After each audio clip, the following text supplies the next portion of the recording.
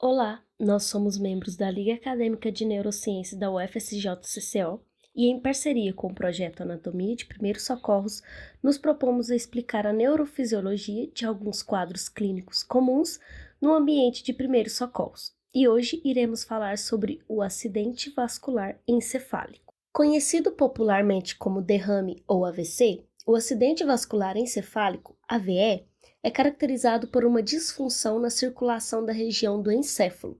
É classificado em isquêmico, quando ocorre uma interrupção total ou parcial do fluxo sanguíneo para o encéfalo, ou em hemorrágico, quando um vaso se rompe, promovendo extravasamento de sangue.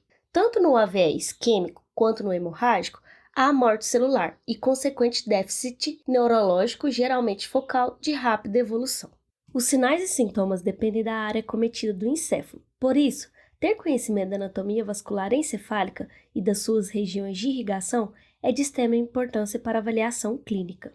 O encéfalo é irrigado por dois sistemas arteriais, um anterior, o sistema carotídeo, e outro posterior, sistema vértebro-basilar. Veremos as artérias de grande importância quando se fala de AVE.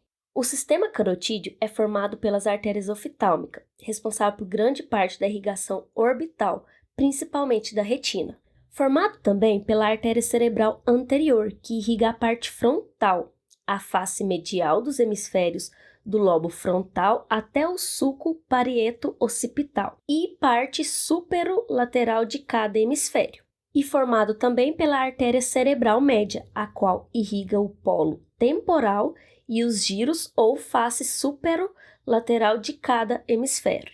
Já o sistema vértebro-basilar é formado pelas artérias cerebral posterior, que irriga toda a face inferior do cérebro, no polo occipital e vertebral, e formado também pela cerebelar póstero-inferior, que são responsáveis por irrigar a porção lateral do bulbo e as porções posteriores e inferiores do cerebelo. Como já foi dito, os AVEs são classificados em isquêmico ou hemorrágico, mas antes de entender a diferença entre eles, vamos entender alguns conceitos. Um trombo é um coágulo de sangue ou placa de colesterol que se forma na parede de uma artéria e fica ali como um obstáculo, obstruindo o fluxo sanguíneo. Caso esse coágulo ou placa se solte, ele passa a ser chamado de êmbolo. O êmbolo é, então, um coágulo ou placa que transita nos vasos sanguíneos, podendo ir para vasos que tenham um diâmetro menor que o diâmetro do êmbolo e bloquear o fluxo sanguíneo. Tendo esses conceitos em mente, vamos entender a diferença entre o AVE isquêmico e o hemorrágico. O AVE isquêmico ocorre quando um trombo ou um êmbolo causa obstrução em um vaso sanguíneo e diminui significativamente o fluxo de sangue para o encéfalo, o que causará a morte de células cerebrais ou de células retinianas, atribuível à isquemia. O AVE hemorrágico ocorre quando um vaso sanguíneo doente ou lesionado rompe, o que causa extravasamento de sangue no local e interrompe o fluxo sanguíneo. Esse extravasamento de sangue pode ir para os espaços que cobrem o sistema nervoso central, que são preenchidos com líquor, entre as membranas pia mater e aracnoidea, que seria uma hemorragia subaracnoide. Ou pode ser do tipo intraparenquimatosa, que é um sangramento não traumático do tecido cerebral. Vale destacar que o AVE isquêmico é muito mais recorrente que o AVE hemorrágico, sendo cerca de 85% dos casos. Agora vamos para a fisiopatologia e manifestações clínicas de cada AVE. O tipo mais comum de AVE hemorrágico é a hemorragia intraparenquimatosa. Nesta, haverá um acúmulo de sangue no parênquima cerebral, o que é responsável pela elevação da pressão intracraniana de forma aguda. Isso ocorre devido ao edema em volta da lesão, à organização do coágulo e à compressão dos tecidos adjacentes. Os principais sintomas são déficit neurológico súbito, dependente da topografia da hemorragia, acompanhado muitas vezes de cefaleia, náuseas, vômitos, redução do nível de consciência e elevação dos níveis pressóricos. Essas manifestações dependerão da topografia da hemorragia.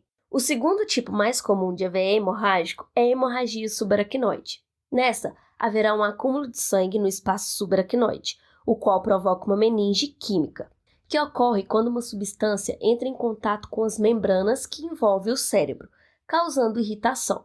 Isso irá culminar em um aumento da pressão intracraniana. Os principais sintomas são cefaleia súbita, normalmente intensa e holocraniana, abrangendo toda a região do crânio, que pode ser acompanhada de náuseas e vômitos, além de tonturas e sinais de irritação meníngea. Pode ocorrer ainda perda da consciência, déficit motor, déficit sensitivo, distúrbio da linguagem e também crises convulsivas. Tempo é cérebro. O que isso significa? O tempo de resposta é fundamental para mitigar as complicações relacionadas ao AVE hemorrágico, a exemplo da hipertensão craniana, a qual pode ocasionar herniação cerebral e morte.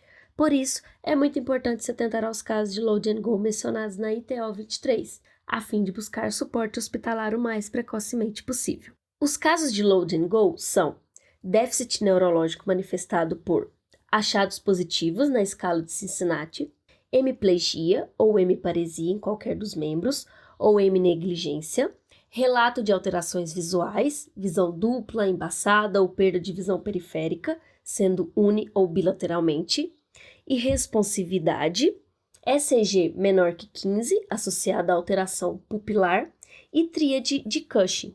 No AVE isquêmico, ocorrerá a obstrução de um vaso intracraniano, responsável por reduzir o fluxo sanguíneo cerebral que ele supre, formando assim uma região de infarto cerebral, no qual o dano funcional é estrutural e irreversível. A obstrução também formará uma área maior circundante à região central do infarto, chamada zona de penumbra, em que a função poderá ser recuperada caso haja a reperfusão do tecido afetado.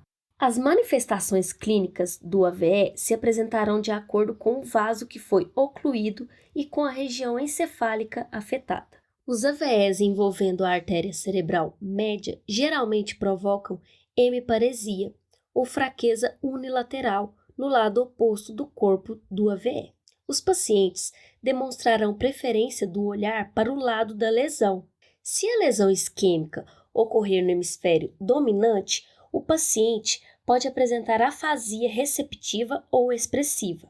Já se o AVE ocorrer no hemisfério não dominante, este pode causar negligência ou desatenção para um lado do corpo. A fraqueza se apresenta normalmente no braço e na face. Um AVE na distribuição da artéria cerebral anterior pode causar alteração do estado mental, comprometimento do julgamento e fraqueza no lado oposto e incontinência urinária. O AVE na distribuição da artéria cerebral posterior compromete os processos do pensamento, obnubila a memória e causa déficit no campo visual. Como já sabemos, tempo é cérebro, então à medida que o tempo passa, a área de isquemia cresce sobre a área de penumbra, o que diminui a recuperação funcional da vítima de AVE. Faz-se necessário, portanto, otimizar a perfusão cerebral na região de penumbra. Por isso, é muito importante se atentar aos casos de Load and Go mencionados na ITO 23, associados ao AVE, para assim buscar suporte hospitalar o mais precocemente possível. A American Stroke Association estabelece as faixas de tempo ideais para atendimento à vítima de AVE, sendo essas: